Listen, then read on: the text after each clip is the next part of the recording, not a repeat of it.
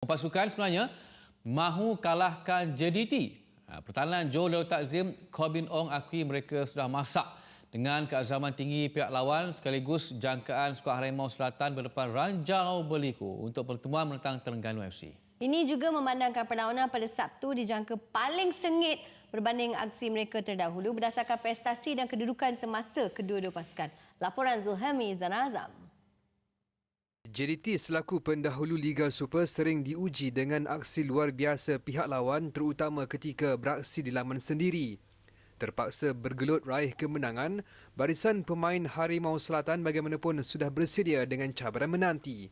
Perkara ini diakui Corbin sambil berkongsi mengenai impak penyerang utamanya Bergson Da Silva dalam pasukan ketika ini. It's always good for Bergson, also for his confidence when he's getting his goals. We're, as a team, we're always happy. It doesn't matter who scores the goals as long as we're creating the chances and getting the goals. The last 3 games before this one, we scored early in the matches, which made our job a little bit easier. Yeah, I think every team comes always guns blazing against JDT. We're going to prepare the best we can. Hopefully another 3 points. Sementara itu, penyerang TFC David Da Silva tanpa mahu menjawab kritikan peminat terhadap prestasi hambarnya sebelum ini. Ini susulan bekas penyerang Persebaya Surabaya itu tekad untuk melakukan sesuatu untuk misi lakar kejutan ke atas lawan. In this next game, I will give my best also, and I hope I help my team to take these 3 points. The most important. So otherwise, we cannot do anything if you don't fight. So I hope we fight everybody together. So I will be with my team to give the blood inside the field. So what is your comment to the fans who critiques you? I don't need to comment anything, you know. So my job is inside the field. My answer will be there inside. So just why I hope they will watch the games and have a answer from there.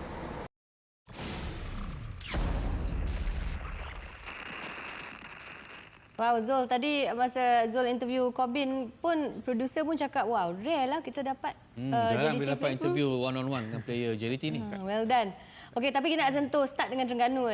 Zul, adakah Terengganu bakal buat kejutan ke atas Johor DT pada Sabtu selepas tewas 1-4 dalam aksi terakhir kedua-dua pasukan di tempat lawan? Okey, Ed, itu yang menjadi persoalan apabila pasukan Terengganu tewas dalam aksi terakhir menentang JDT di tempat lawan dalam aksi Piala Malaysia ketika itu. Jadi bagaimana pasukan Terengganu untuk merencana strategi baru, formula terbaik dalam memastikan mereka mampu melakarkan kejutan. Tetapi berdasarkan prestasi semasa selepas mereka gagal mendapatkan kemenangan dan berjaya melakukan perkara itu dalam beberapa perlawanan sebelum ini, saya lihat ada potensi dan juga prospek buat TFC melakar kejutan. Sekurang-kurangnya meraih keputusan seri seperti yang dilakukan pasukan Perak dan juga pasukan Selangor. Cuma yang menjadi bagaimana ketika ini nak exploit pasukan JDT itu adalah saya berdasarkan pemerhatian saya mengikut pasukan JDT dalam aksi sejak perlawanan pertama adalah menerusi serangan balas. Saya fikir tiada taktikal lain yang mampu untuk mendapatkan gol, tetapi saya lihat menerusi serangan balas seperti yang Perak lakukan, 2 gol jaringan Goh Hamadi Paula itu yang menjadi faktor utama kemenangan pasukan The Boss. Jadi TFC perlu serangan balas, counter attack bagi pertemuan pada Sabtu. Baik, kita harapkanlah counter attack itu akan menjadi untuk pasukan Terengganu. Okey, Zul, saya tak nak tanya pasal Bergson. Walaupun pemain itu sekarang ini tengah on fire, bukan saja di kalangan peminat-peminat JDT tapi di seluruh peminat bola sepak Malaysia yang sedang berkatakan tentang Bergson. Cuma saya nak tanya, adakah Safari Rashid berpeluang berada dalam first 11 selepas kembali beraksi apabila dia diturunkan pada, kalau tak silap saya, separuh masa yang kedua ketika JDT bertemu dengan pasukan Pahang last week? Okey, saya jangkakan Safawi tidak akan diturunkan disebabkan Arif Aiman, pemain muda. Ini beraksi baik dalam beberapa perlawanan sejak dia berada dalam first 11, sejak diturunkan dalam first 11 bertemu YTM FC. Saya melihat Arif konsisten, telah menunjukkan satu persembahan yang baik menerusi jaringan ataupun hantaran gol. Jadi saya rasa Safawi masih lagi diletakkan dalam di bangku simpanan dan kemudian dimasukkan dalam fase kedua, tetapi sebenarnya pengaruh ataupun aura Safawi itu penting kerana kita tahu Safawi memiliki reputasi yang cukup hebat. Jadi kalau diberi peluang ataupun diturunkan, saya tidak melihat sebagai masalah kerana aura dan juga semangat Safawi itu boleh membantu pasukan. Okey, tadi kan Zul, kita dapat tengok footage sikit Terengganu training semua kan.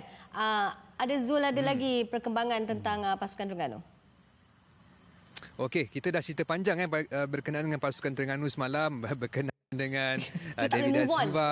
Tetapi tetapi kita nak tumpukan berkenaan dengan bahagian pertahanan. Kerana saya menjangkakan barisan pertahanan akan menjadi departmen yang paling sibuk kerana kita tahu pasukan JDT cukup kuat di jentera serangan. Jadi pemain seperti Khalidi Murga, Arif Fazilah semangnya akan mengetuai benteng akhir sambil dibantu penjaga gol muda yang akan menggalas tugas di posisi tersebut. Jadi saya melihat tiada perubahan besar yang akan dilakukan pasukan Terengganu dan tiada pergantungan pemain ataupun pemain yang mengalami kecederaan. Terengganu akan menampilkan kesebelasan yang sama, cuma saya menjagakan ada perubahan dari segi taktikal. Taktikal itu yang saya menjagakan mereka akan menampilkan corak permainan serangan balas sebagai orang kata secret weapon lah untuk pertemuan nanti. Secret weapon. Zul, rekod sebenarnya untuk dipecahkan. Okey. Dan ini adalah clash of the table untuk saingan Liga Super. Semua orang nak tengok JDT tumbang di tangan pasukan Terengganu. Kalau saya tanya Zul kan, daripada persediaan kedua pasukan, Zul boleh nampak tak Terengganu boleh menang?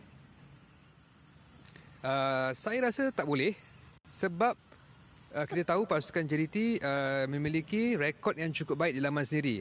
Okey. Cuma keputusan positif itu mampu dilakar. Okey, keputusan positif itu apa maksudnya? Jadi saya melihat apa yang disuarakan oleh jurulatih Terengganu FC dan opposition sendiri meraih sekurang-kurangnya satu mata. Itu saya percaya boleh dilakukan. Seperti yang dilakukan oleh Selangor dan juga Perak. Saya melihat JDT cukup kuat, apatah lagi beraksi di laman sendiri. Saya tidak tahu ada faktor lain yang boleh membantu pasukan ini, tetapi dia cukup kuat. Pasukan JDT cukup kuat. Apa-apa boleh jadi bola sepak Zul kan? Tapi okey, kita suka Zul jujur, JDT akan menang. Baik, terima kasih Zul di Johor Bahru. Alright. Okey, baik.